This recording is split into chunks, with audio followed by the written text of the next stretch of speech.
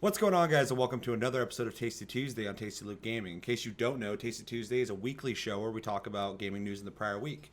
My name's Seth. I'm Chevy. And this is a slow week, so we're going to try and get through it pretty quickly, I'm thinking. But yeah, reminder, too, that Plus Club is coming up at the end of this week, or Thursday, last day of the month. Make sure to come back and join the discussion talking about King's Quest, Episode 1, and Gauntlet. Right?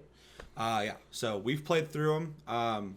We played through a good chunk of Gauntlet, but we've both beaten King's Quest.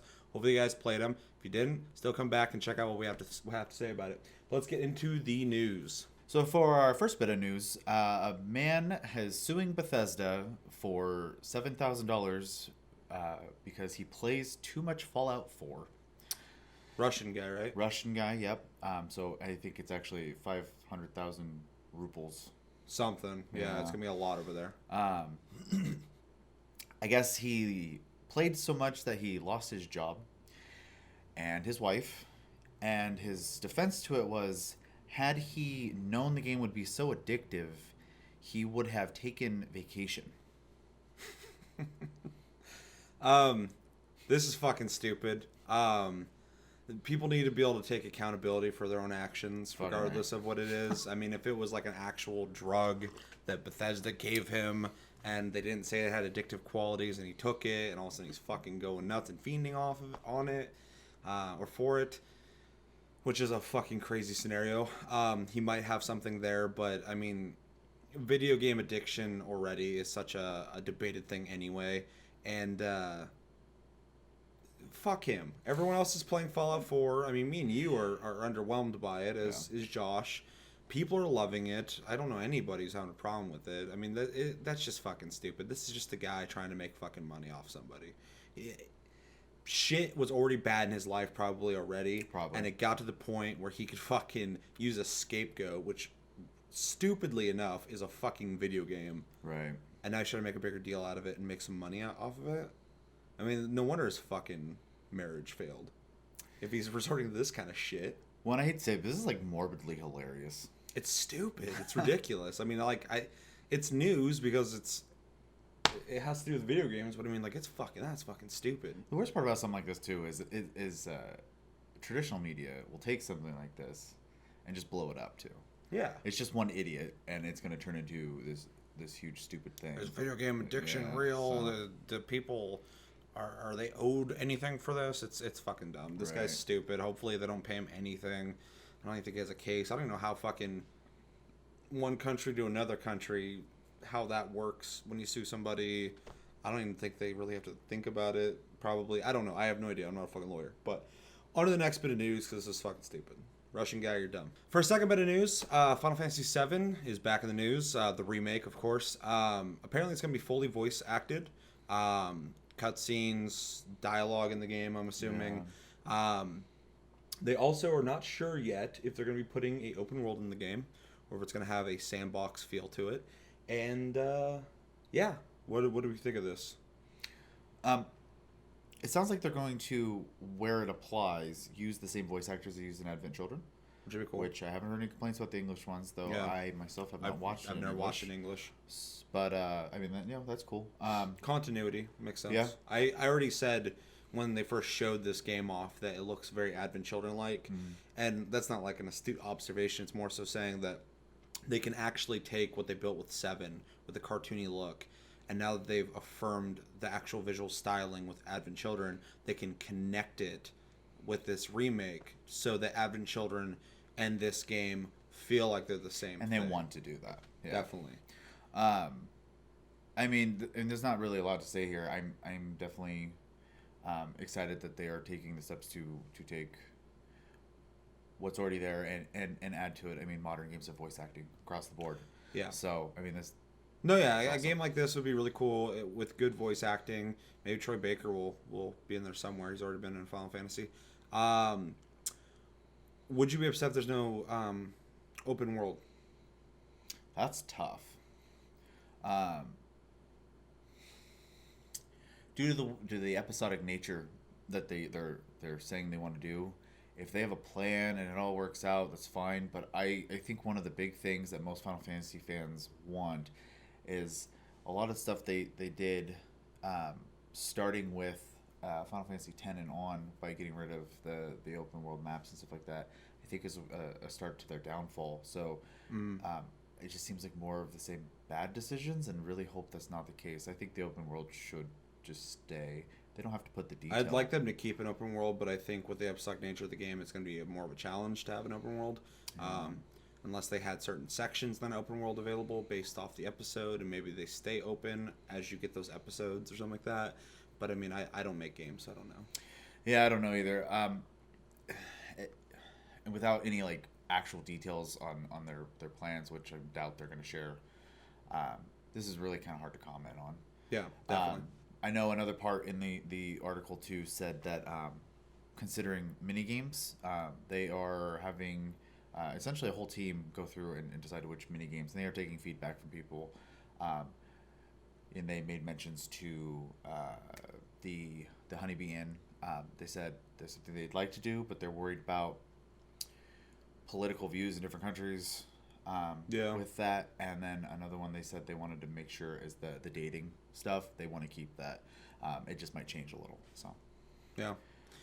Well, yeah, like you said, it's kind of hard to discuss because there's not a whole lot of news to it, but it is good to know that, you know, it's going to be fully voice acted.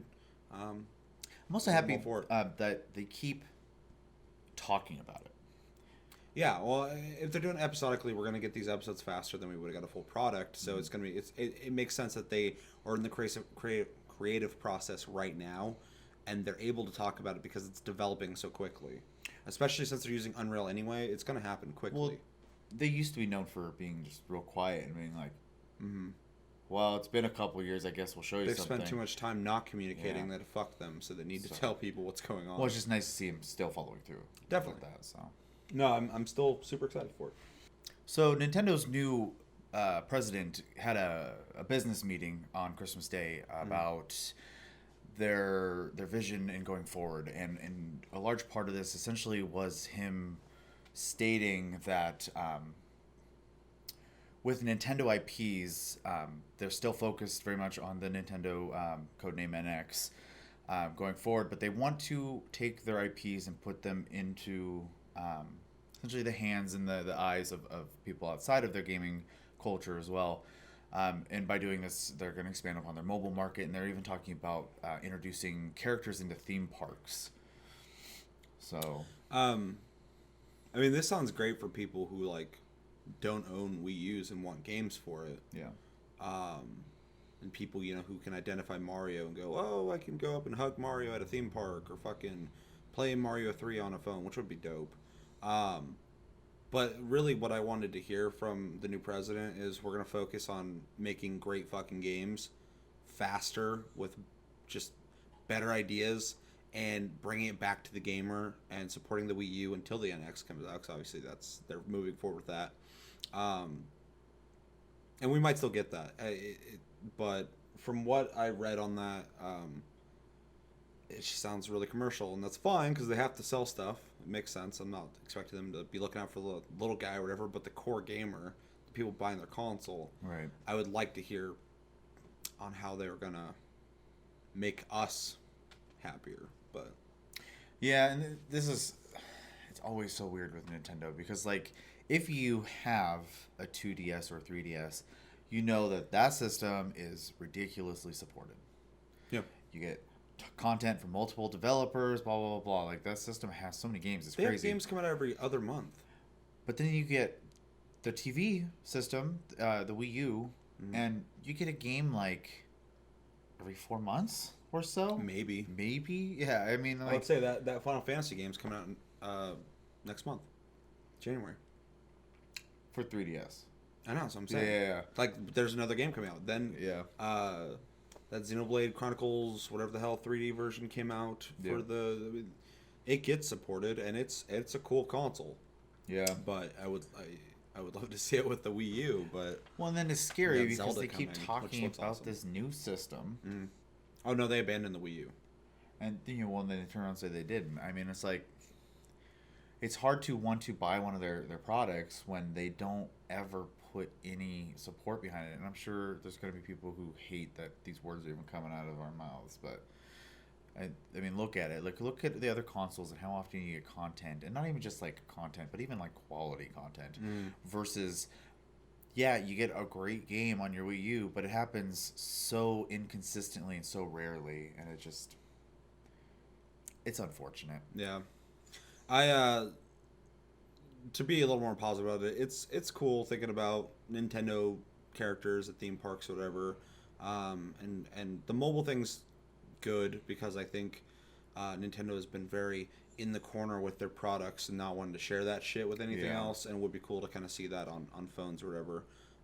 The Pokemon game. No, it looks cool. I'm half tempted to buy the wrist piece for it. So. Yeah. So that's cool, and I'm glad to see them expanding. I would just really, really, really love to hear that they're just gonna fully support their consoles and just stop fucking around with this delusion that they make all these great games all the time when they have like 6 for the whole console. Well, and I'd like to see also if they want to make more content, take a lot of those 3DS games and just make Wii U versions. Yeah. Like I know, like me and you would buy Monster Hunter in a heartbeat. 4, yeah. And I have other games. I love playing them, but I don't always. I play Fire Emblem. I don't always want to do this. Yeah. I want to sit down on my couch. The reason I have a 3DS is because, or 2DS, is because of the games on it. Yeah. Not because I like mobile gaming. Which isn't a complaint, but I would have bought them and preferred them on a TV. Or even if they're exactly the same as they are right now. Yeah. Just pour it onto a fucking TV. I'd buy it again. I already did that with Monster Hunter 3. I would love to play Pokemon X, Y, Omega, and Alpha on my TV. That'd be great. Yeah. I can't. Well, so hopefully the new president, his intentions are good, and hopefully he can lead the company in a direction that will please them and their want for new people, like any company, but also the core gamers and the consumers. Really don't want to get left in the dust here. So. Definitely. For our fourth bit of news, DICE has come out and said that they will not be releasing Episode VII DLC. They want to focus solely on the original trilogy, 4, 5, and 6 content, keep it within that area. I believe they are going to release DLC. They just want to keep it there. This is a huge disappointment to me, just because it's funny.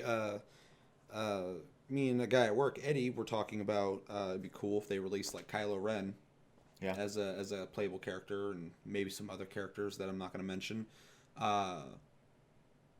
just to add to the roster of heroes. Right. That would have been really cool. Maybe some locations, maybe even some new skins to unlock from the Episode 7. Battlefront obviously has been kind of under fire because it's. If you watch like the original Battlefront 3 and the stuff that they were onto there and the amount of shit they're adding to that game, right, and then you see the new Battlefront, you see that they did not even remotely get close to that. So it's not surprising to me that they wouldn't. This whole episode is just super negative so far, but the lack of news and the shitty news. I don't know. What do you think about this? I think it's a missed opportunity. Definitely, that's a good way to put it.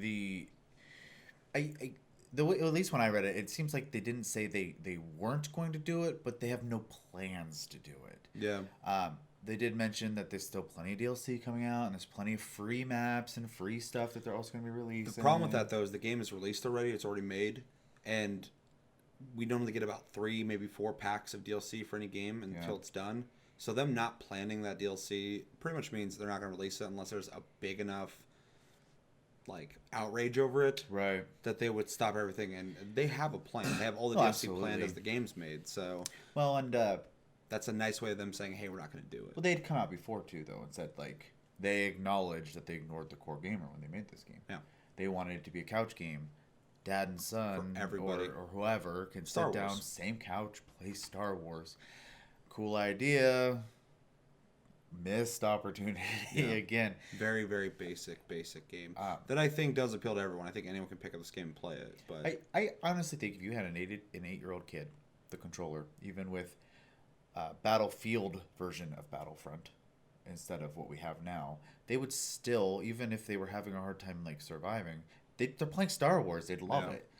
Full immersion. Everything's really cool looking. Blah blah blah blah blah. But yeah, this isn't very much news to me, just because I never bought the game. I played the beta. I was super underwhelmed by it. I decided not to buy it. I almost did, just because I love Star Wars so much. It was really hard for me not to buy it. Right. But I decided not to. And then all the stuff I've heard about it since, I'm glad I didn't. So for the people playing it and maybe wanting Episode 7 content, it sucks. But, you know, I feel like the whole game in general for DICE, it was a missed opportunity. They need to go back to Battlefield. Which I think they're working on right now, actually. So can't wait for that. Some of you may have experienced last Friday, Christmas Day, that when you logged into Steam, you didn't see your information on there. What a lot of people were speculating there was that Steam had gotten hacked and people were able to access your information and use your account information to buy stuff and even get your personal information. Steam actually has come out and said that this was not a hack. It was actually a caching issue, which was showing you other people's accounts, and to their knowledge, no malicious activity has been done. Yeah, I actually got to experience this. Josh apparently tried to call me, being the good Samaritan that he is, and then he called you, and you got him on speakerphone, and he's breathing fast and hard, and he's fucking, they got your information. They're gonna get your information. You gotta do something. Blah blah on Steam. They got all the information. Blah blah blah. And I'm just like the whole time listening. I'm like, Josh, who's got it? He's like, they're getting it. Trying to get a hold of Seth, but and fucking, I'm like, who? How are they doing it? He's like, they're getting all the information, blah, blah, blah. And then fucking that was the end of the call. I was like, what? Are we being attacked? Like, is someone on the way to the house to get us? Like, it's horrifying. So I went to check my Steam, and fucking, it was just like, no connection, you're locked out. So I went to go online to see if I could log in, and it's like, nope. So then I look it up, and pretty much what you just said. So that's a quick story on how I got to experience this. Thanks, Josh. You freaked me the fuck out. This stuff happens.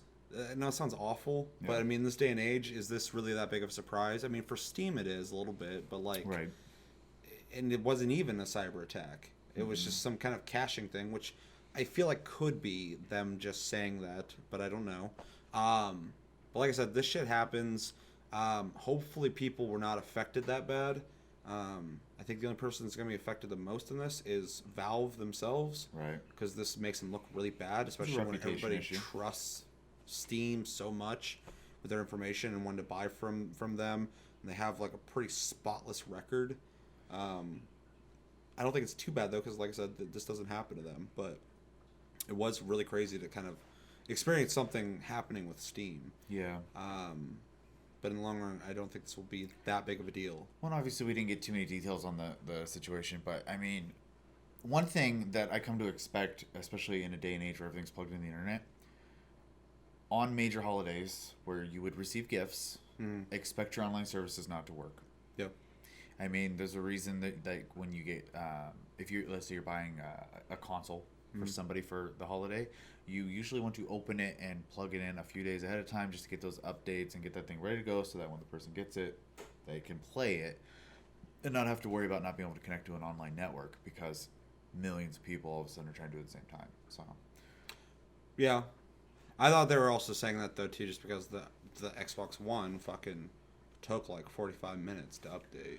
Yeah. So it's nice to get that out of the package, be excited, and actually play it, and not sit there and go that day. Yay! Yeah. Oh, we gotta wait. Excitement's still there. But at the same time, I didn't think about that. Bandwidth is a motherfucker, especially on holidays. I was gonna say servers crash and shit. Servers crash, downloads are slower, all that kind of stuff. Yeah. I mean, this could literally just be something like that too. The server might have just got pummeled with the sale too. But the thing is they have sales on every Christmas. And this doesn't happen. So, I mean, it had to have been something else that could have, absolutely, made that more likely. But I don't know. Like I said, it's there's not really a whole lot of information about it, but it did happen. It was kind of freaky at first because there was pictures all over Reddit of people going like, I got some guy from Russia on my info, and my whole Steam is in Russian right now, and all that shit. So it is really kind of scary that somebody could have saw your information and wrote down your stuff.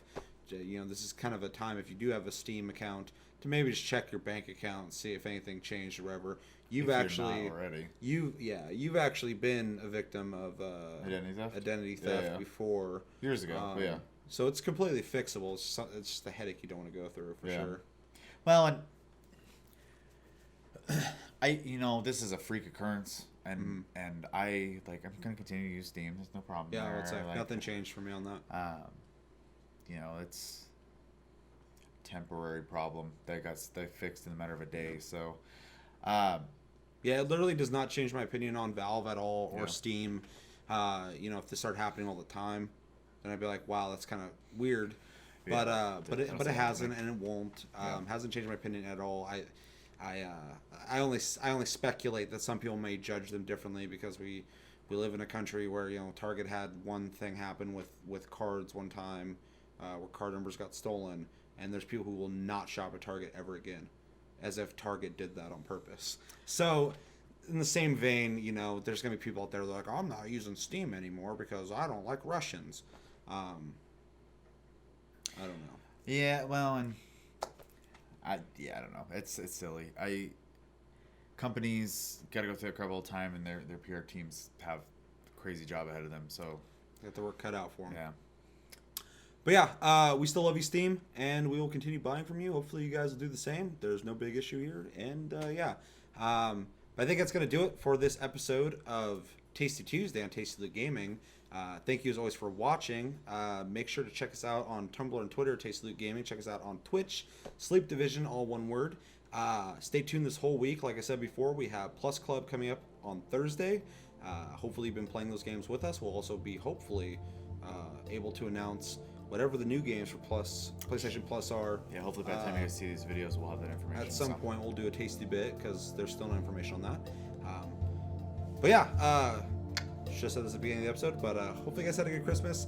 And until the next episode, my name's Seth. I'm Chevy. And we will see you later.